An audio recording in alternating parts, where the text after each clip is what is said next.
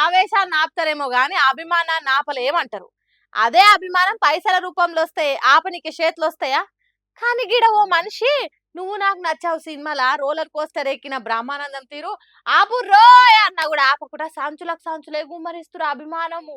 ఏం చూపిస్తురు చూడురి. మనకి ఇష్టమైన హీరో సినిమా వస్తే వాళ్ళ బొమ్మల మీద సంచులకు సంచులు పేపర్లు జల్లి వాళ్ళ మీద ఉన్న అభిమానము ఇష్టం చూపించుకున్నాడు ఎవరైనా చేస్తారు. అది కామనే. కానీ చూడండి సింగర్ వాడిన పాటలకు ఫిదా అయ్యి ఎటువంటి అభిమానం చూపెట్టిర్రో.